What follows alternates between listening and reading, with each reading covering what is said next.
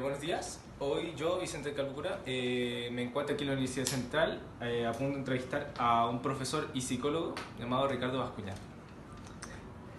Hola. Hablaremos más que nada, le haremos unas preguntas con respecto a su punto de vista con respecto al tema y su propia experiencia. Profesor, ¿usted cree que la psicología humanista funciona de mejor manera que conductual y que el psicoanálisis? ¿Por qué? Mira, yo les diría que, y así como aparecen acá en los libritos, mi formación es lo que es la integración en psicoterapia. Y eso me lleva, por lo tanto, y me lleva a que yo tenga que constantemente estar como hablando con colegas que son de la mención psicoanalítica, no la mención, la línea psicoanalítica en realidad, o bien de lo conductual, o bien de lo humanista también. ¿Por qué digo esto? Porque la evidencia científica muestra que el enfoque conductual tiene una leve supremacía, o dicho de otra manera, tiene mayor efectividad que el psicoanálisis y que el humanismo. Ya eso está demostrado científicamente, forma parte de las guías clínicas para los tratamientos de problemas de salud que el Ministerio de Salud ha elaborado. Entonces, yo diría que el enfoque conductual tiene esta cosa que tiene mayor efectividad. Sin embargo, la terapia no la hace un libro, la psicoterapia no la hace un apunte, sino que la hace un ser humano. Y ahí yo te diría que los terapeutas humanistas tienen un trabajo de desarrollo personal mucho más fuerte y más agudo que la gente formada en psicoanálisis o en lo en general fueron los primeros en hacer notar la importancia de la persona del terapeuta, el cómo tú funcionas, el cómo las personas se nutren de tu manera de ser, por llamarlo así, en términos de que la terapia no la está haciendo un apunte, me sigue se la haciendo un ser humano, por lo tanto un ser humano que ojalá tenga mayores niveles de desarrollo personal. ¿Cuál es el mayor conflicto ético para un psicólogo humanista cuando está ejerciendo? No sé si decir como el conflicto ético, pero si tuviera que verlo desde ese punto de vista, tiene que ver con no usar la evidencia científica. ¿Vale? ¿A qué me refiero con esto? Con que en psicología es habitual encontrarse con que los terapeutas escogen un enfoque psicológico, ¿ya?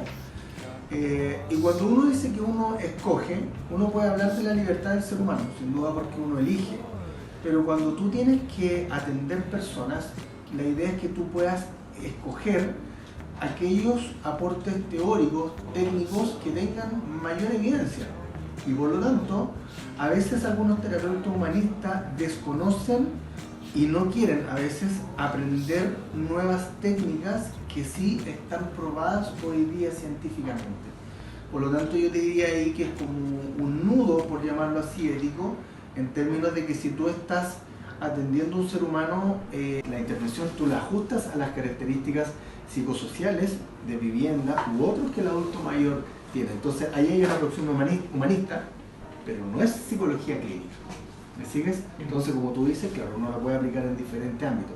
En cambio, en el caso de la psicología clínica, tú tienes una serie de características que van desde la atención en un box o en una consulta, que tú a las personas las llevas a hablar o de sus vidas o a hablar de cosas que le ocurren, pero no trabaja necesariamente con un trabajador social o con un terapeuta ocupacional o con un geriatra, por ejemplo.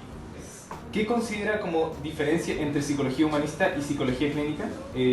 Mencione 3 ejemplos. A ver, lo que pasa es que la psicología humanista, ya como enfoque y visión del ser humano, por cierto que uno la psicología humanista la puede llevar a otras áreas como el área escolar, la puede llevar al área organizacional, la puede llevar al ámbito comunitario también. En cambio, la psicología clínica propiamente tal te lleva a que tú ocupas los aportes teóricos y técnicos en pro de estimular la calidad de vida, aumentar el bienestar psicológico de las personas, fomentar responsabilidad con respecto a la propia existencia, es más aplicado por lo tanto a un contexto de salud, lo que es como psicología clínica propiamente. Tengo entendido ahí que ambas tienen como un punto, van hacia el mismo punto, pero la psicología humanista la puede explorar en diferentes áreas. Claro, exactamente. Entonces, tú por ejemplo, el actual encargado nacional del programa Vínculos del Servicio Nacional del Adulto Mayor, que se llama Juan Carlos Catalán, él es formado en terapia humanista, pero él no hace psicoterapia humanista en esa área del Senam, sino que lleva el modelo humanista a la atención de adultos mayores. Le denominan como la intervención como un traje a la medida, que esto tiene que, la intervención tú la ajustas a las características psicosociales de vivienda u otros que el adulto mayor tiene. Entonces, ahí... ¿Cómo aborda usted la relación entre terapeuta y cliente en la psicología humanista? Mira, a ver, como yo comentaba, claro, soy terapiado formado en los enfoques integrativos, pero en quinto año estuve en un curso de psicoterapia experiencial que es una evolución del modelo de Carl Rogers, ¿ya? Y después estuve en un postítulo de terapia experiencial, digamos, como en enfoque humanista. Dicho eso, la relación terapéutica es visto desde lo humanista, al menos desde el enfoque de la psicoterapia experiencial de Eugene Gendry, es visto como un encuentro entre dos personas, donde existe un acuerdo implícito de que yo voy a facilitar tu proceso de cambio, en particular no porque yo tenga más conocimientos técnicos sobre la psicología y eventualmente el ser humano, que por cierto por algunos ha estudiado psicología también y uno se tituló, ¿dale? Ocurre de que uno se basa en que los seres humanos tenemos una potencialidad que el terapeuta puede ir activando para ir facilitando esta potencialidad y que tú puedas alcanzar tus propósitos personales, vivir de mejor forma.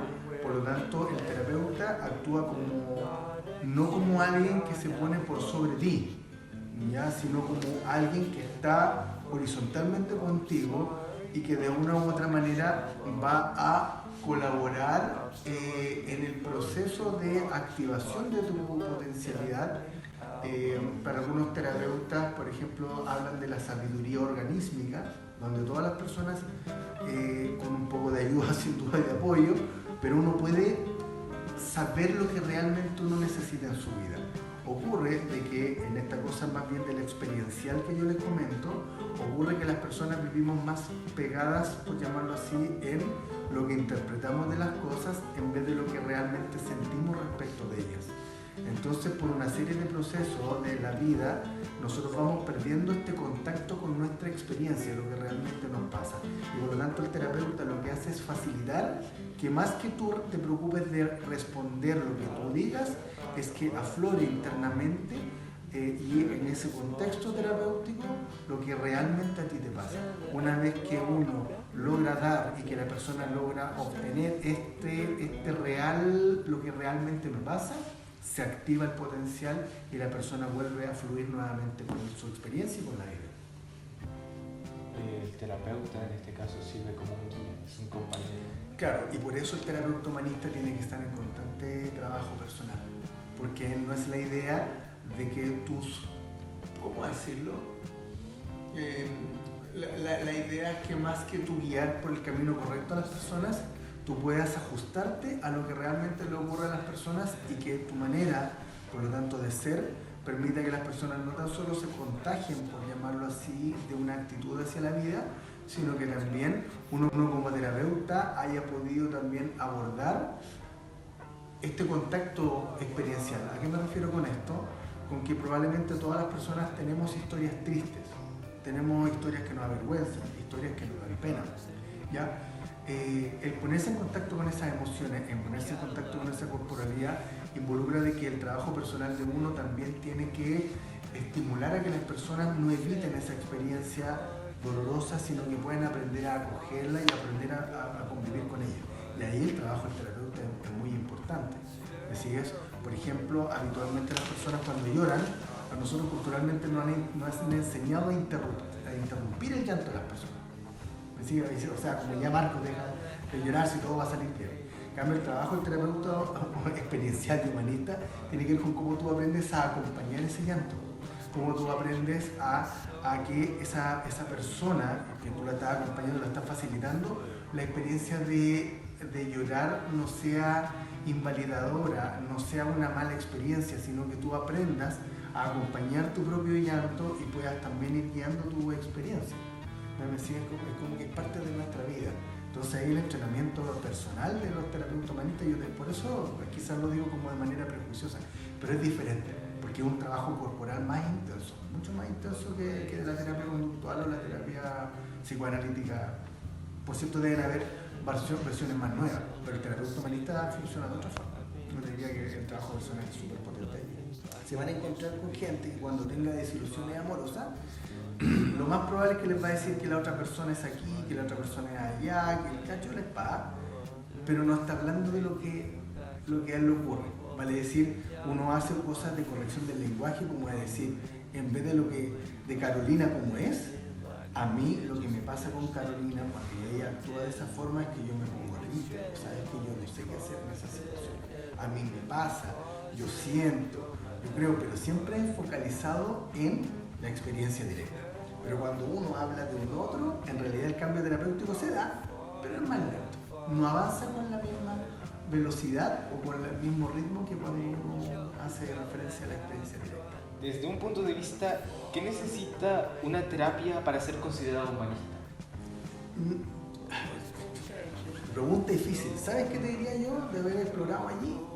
El terapeuta humanista tiene que tener ciertas creencias, tiene ciertos valores, que en el fondo, si no puede ser humanista, por decirlo así. El tipo de creencia que tiene que ver con que tú consideras que las personas tienen una determinada potencialidad. En algunos enfoques terapéuticos, en la línea de la psicología y psicoterapia en realidad transpersonal, ya que también forma parte de la terapia humanista o del enfoque humanista, pero que trasciende, busca como en el fondo también explicarse cosas asociadas a la vida y la muerte, la espiritualidad, por ejemplo, y cree que hay algo más. Hay algo más. El terapeuta transpersonal asume, por ejemplo, de que las personas podemos buscar la iluminación, podemos buscar lo que se llama como las experiencias cumbre, que en el fondo cuando se les devela la realidad de las cosas, cuando se fusiona el universo con lo que uno es. Y por lo tanto uno ya no habla de que existe una distinción entre yo y el mundo, sino que yo y el mundo somos uno. Involucra tener creencias asociadas a la existencia de Dios. Entonces yo te diría que eso es una cosa muy distintiva de la terapia humanista, que uno tiene que encarnar ciertas cosas, ¿ya? Por ejemplo, habitualmente, al menos yo recuerdo cuando era estudiante de psicología, hablar de Dios. ¿Crees que existe Dios o crees que no existe Dios? Y para los terapeutas transpersonales hay un algo, le llaman el uno. Entonces, como que la terapia humanista o transpersonal, tú tienes que manejar conocimientos de la filosofía oriental, por ejemplo, el budismo, la filosofía zen, pero tú tienes que encarnar esos valores. Y por lo tanto involucra un compromiso de vida, un compromiso con la existencia. ¿Cuál cree que es el antecedente más importante en la historia de la psicología humanista? El antecedente más importante. Aunque destaque más sobre uno que no se puede dejar de lado por ningún motivo. Yo te diría que ellos fueron los primeros en hacer notar la importancia de la persona del terapeuta. Antiguamente, en la cosa psicoanalítica, el terapeuta era entrenado, si no me equivoco, porque no estoy formado en psicoanálisis, leo, converso con colegas psicoanalistas, pero no soy psicoanalista. Pero el aspecto de la contratransferencia para los psicoanalistas era una pega importante. Involucraba de que el Tata Freud, con los primeros discípulos que tenía, se juntaba con ellos y le preguntaba: oye Marco, ¿y qué te pareció este paciente? ¿Qué te pasó con estas cosas? ¿Sí? Entonces había toda una cosa que tenía que ver con ir mirando lo que le ocurría a los psicoanalistas, ya en formación. ¿Ya? De hecho, los psicoanalistas hoy día, el que uno dice, yo voy a inventar que yo digo, no, yo soy psicoanalista porque me gusta el psicoanálisis.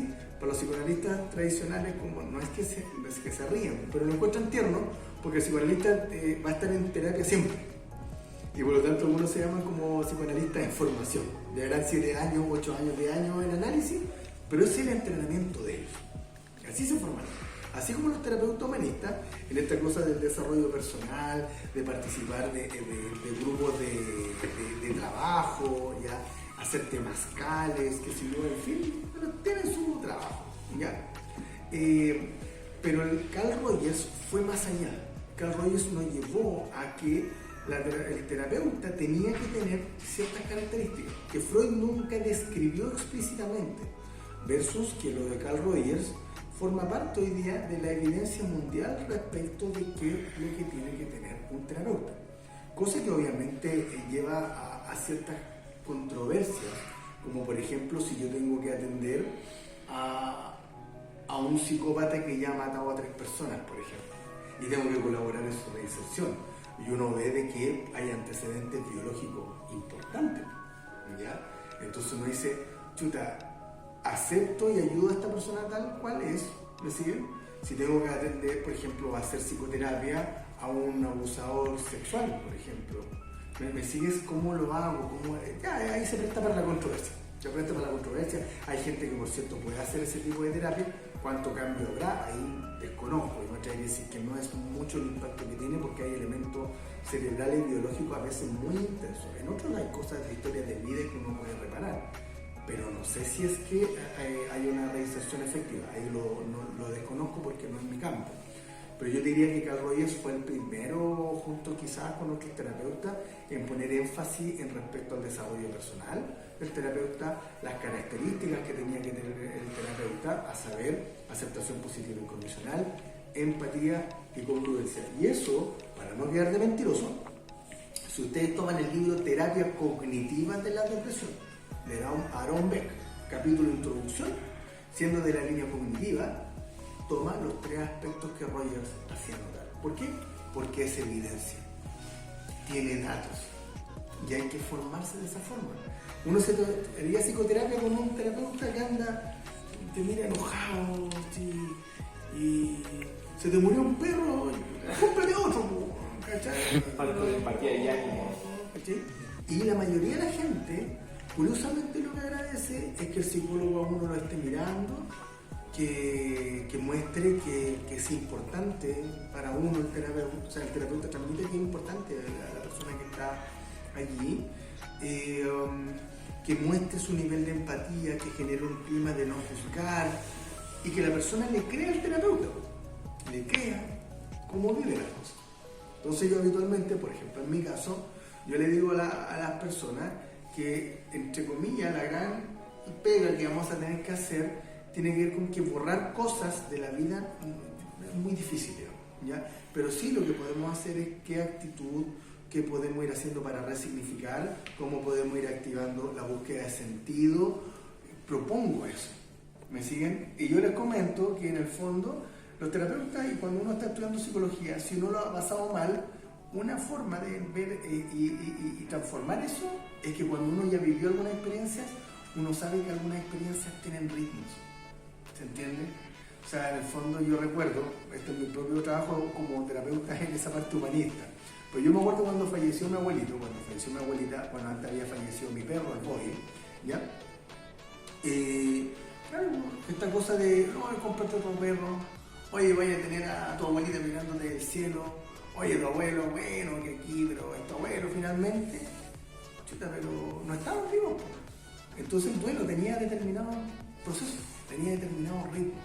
Y eso a muchos terapeutas, las propias experiencias nos han ayudado a entender que existe cierto timing terapéutico, que hay cosas que en el tiempo uno va logrando estimular, y hay personas que pueden haberse terapiado hoy día y en 2 años más, lavando la loza, pueden recordar algo de la terapia y les puede ayudar a sentirse bien, porque es una de las cosas que tiene la psicoterapia también, que es lo que te dijo tu terapeuta. Yo habitualmente a las personas, cuando estamos terminando el tratamiento, les recomiendo que si tienen algún tipo de dificultad, traten de recordar qué es lo que yo les hubiese dicho, cómo yo hubiese actuado, y habitualmente lo que hago es a las personas les digo que tienen que confiar siempre en sí mismos, que tienen la posibilidad de poder avanzar en la vida, a veces más lento, más rápido, y si uno pide ayuda, mejor.